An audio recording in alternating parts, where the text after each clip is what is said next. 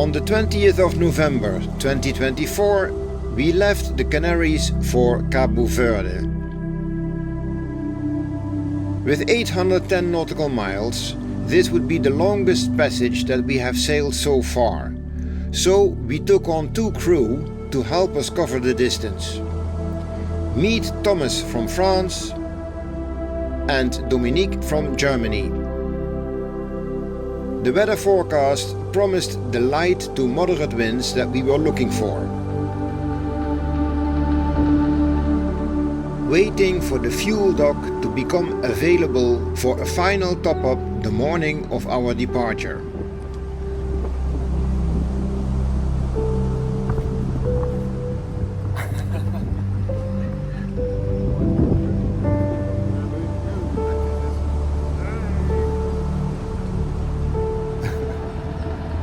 Fueling in Las Palmas.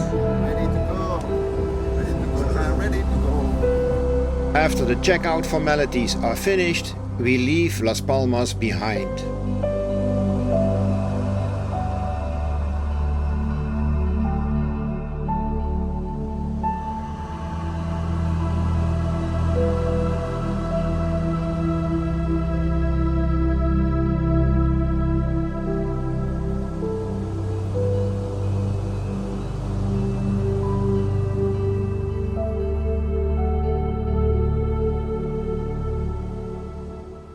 In the middle of the Atlantic, between Cabo Verde and the Canary Islands, we have about 300 miles to go to Cabo Verde, which is about another 50 hours with this speed that we have now. There's not too much wind, luckily. It's very relaxed. Sea state is calm, and we are running the spinnaker and part of the mainsail.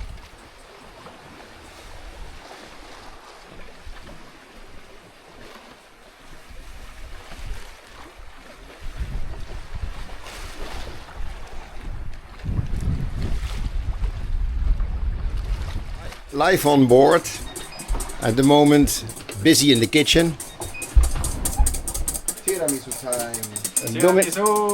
Dominique is making the egg whites.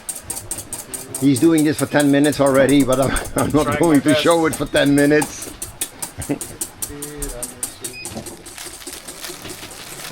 Thomas is making the rest of the tiramisu. Hey, on the way. Okay.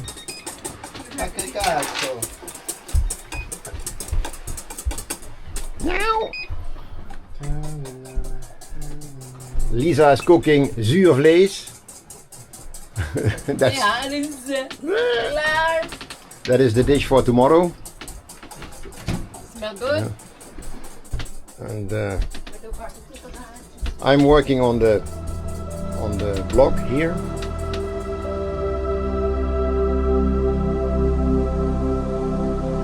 We have very light winds during this passage. At the moment we have between 10 to 12 knots. Sea state is calm with about a meter of swell. That's about it. We've been trying to catch fish for 5 days in a row. We are trolling 2 lines, one on port, one on starboard. But we haven't had a single hit yet. So we are trolling a line from both port and starboard. Let's see if we are lucky today. Our course currently is dead downwind, and this morning for the first time we are trying a sail combination with our asymmetric spinnaker and the Genoa wing on wing. It's the first time we are doing that, and by adding the Genoa we add about half a knot of speed.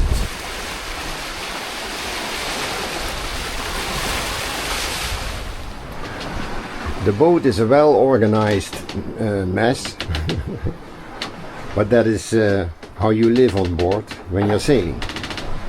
Crew is still sleeping, and my kitchen princess, or Lisa, what are you preparing, honey? Pancakes. Pancakes! Yummy! Start the day with a pancake. Thank you, hon.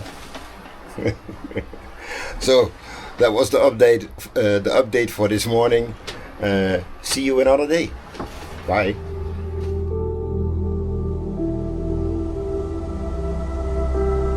I don't know. Our first fish. Come here, Thomas. You can go over there. You have the hook out? Yeah. Okay. Okay, so nice. You want to do this?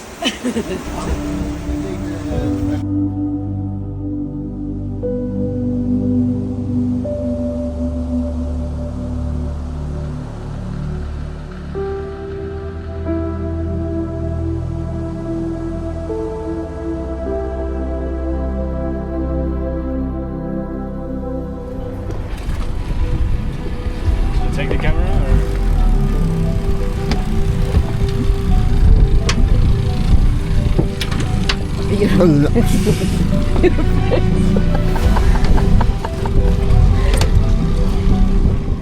We lowered the dinghy and motored to the quay to explore the small town of Palmeira and to check in with customs and immigration.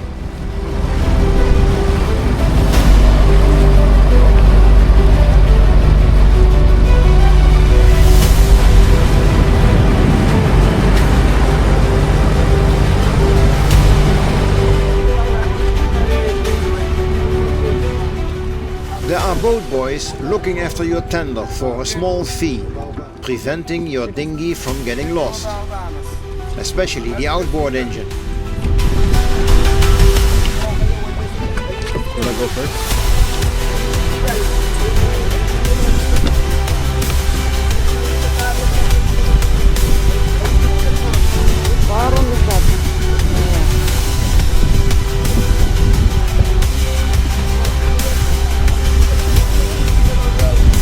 Captain, you come?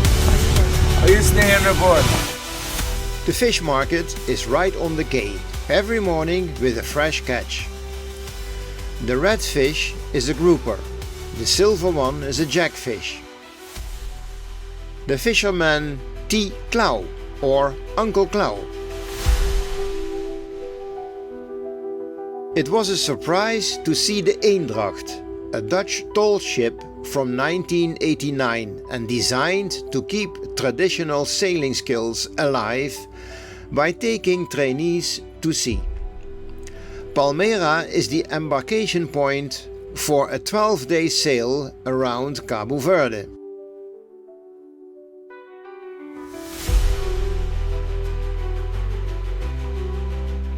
Customs and immigration were closed that morning, so we had to return later in the day.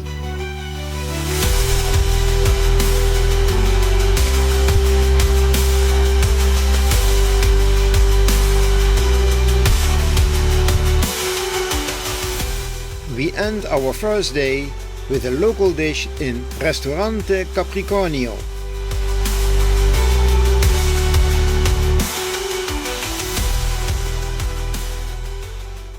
The only place where you can rent a vehicle is Santa Maria, a tourist town on the south coast of the island. So early morning we hopped on a bus and go and collect 2 scooters.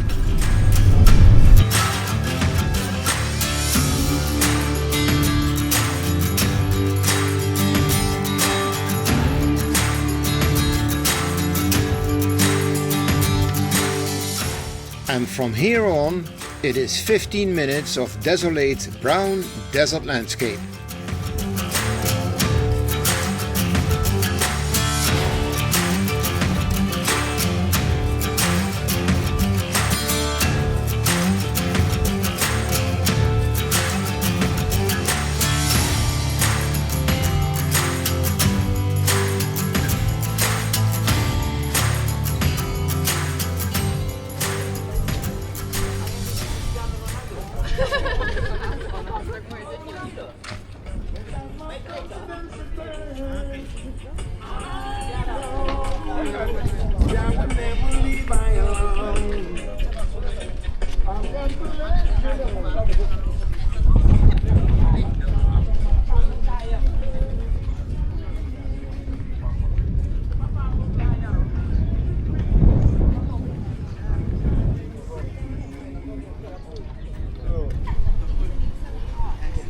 Santa Maria has a completely different vibe than sleepy Palmeira.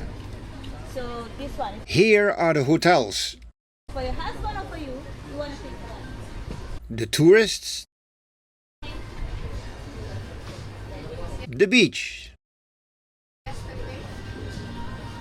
the restaurants, the souvenirs, the nightlife, and scooters. Good to go.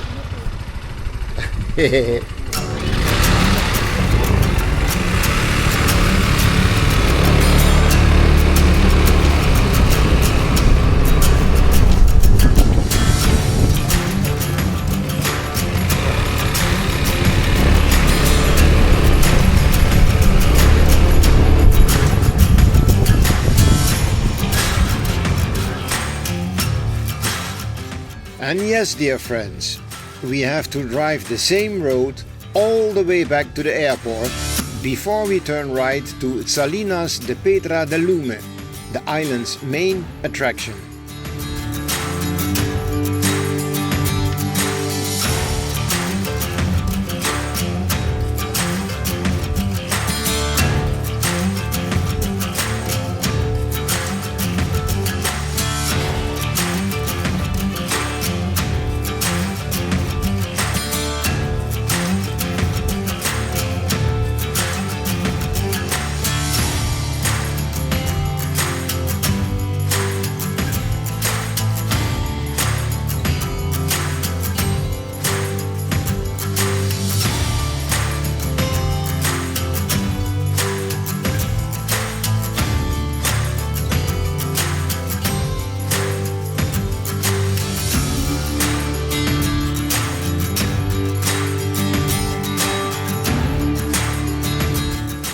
Although this island was discovered in 1460 by the Portuguese, sailors left the flat, dry, brown and barren landscape behind.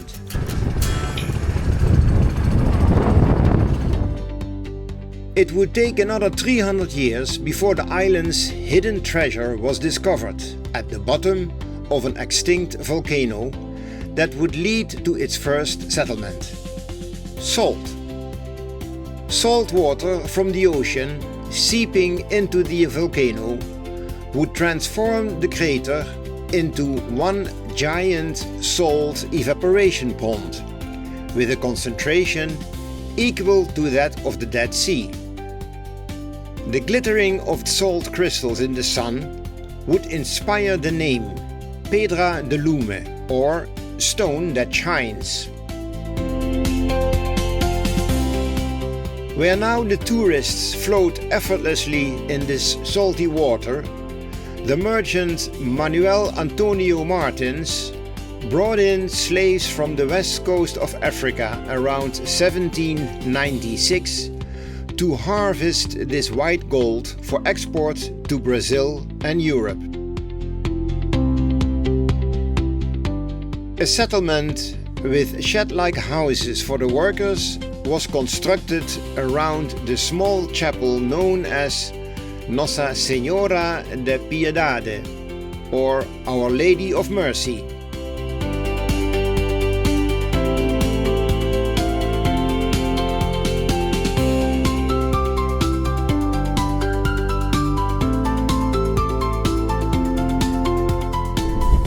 Fishermen now clean their catch where once the Portuguese caravels used to dock to load salt.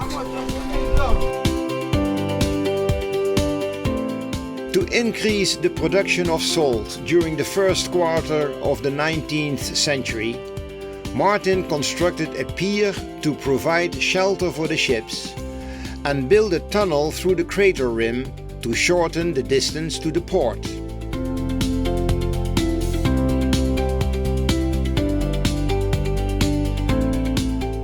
Later, the salt mine was further industrialized with the addition of a power plant, an 1100 meter long cable car,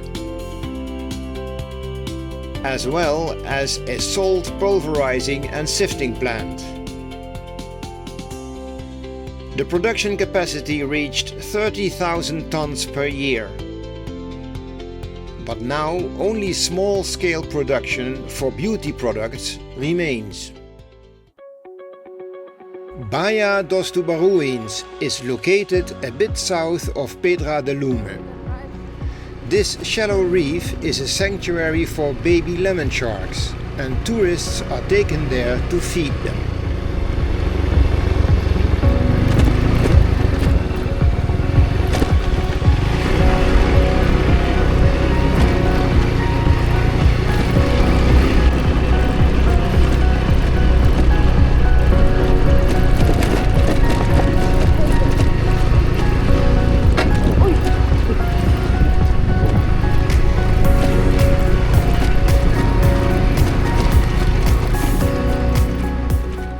The Spanish fishing vessel Monte Ventoso mistakenly took the lights of the airport for a lighthouse, leading to a navigation error that grounded the vessel on the reef in 2005.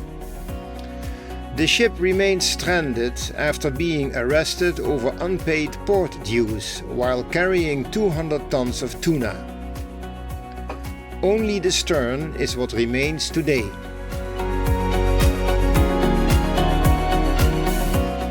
We are not allowed to enter the reef without an expensive guide, and being divers ourselves, we will probably see them on our next dive anyway.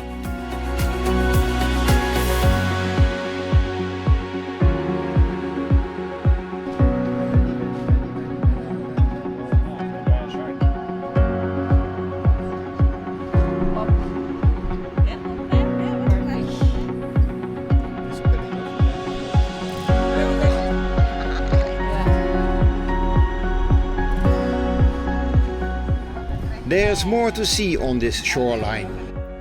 This burrow is a turtle's nest. And this shredded ping pong ball is a turtle egg. Both most likely of loggerhead turtles, the dominant sea turtle on this coast. We went for lunch in restaurant Cracheux in Aspargos, the capital of the island. A well-marinated and tender chicken.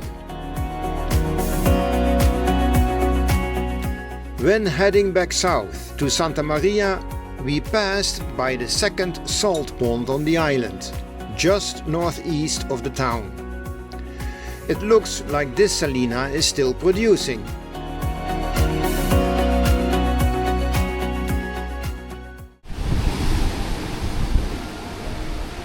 We spent the rest of the afternoon on the beach of Santa Maria before returning to the boat.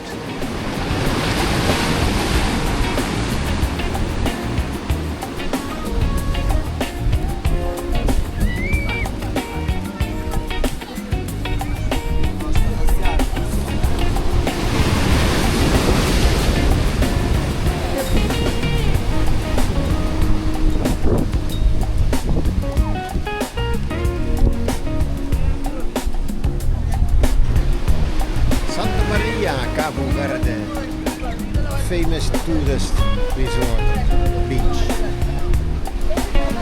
Una macchina con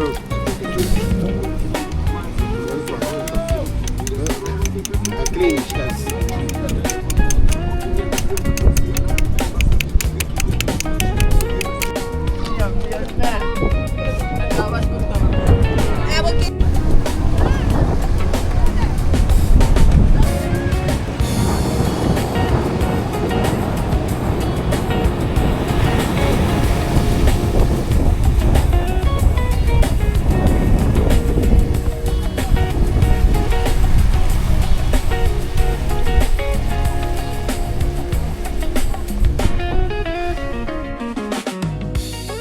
What a beautiful day it was.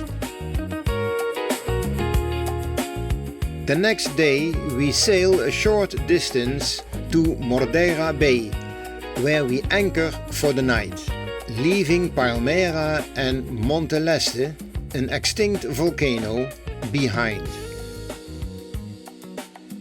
Murdeira is a popular snorkeling spot.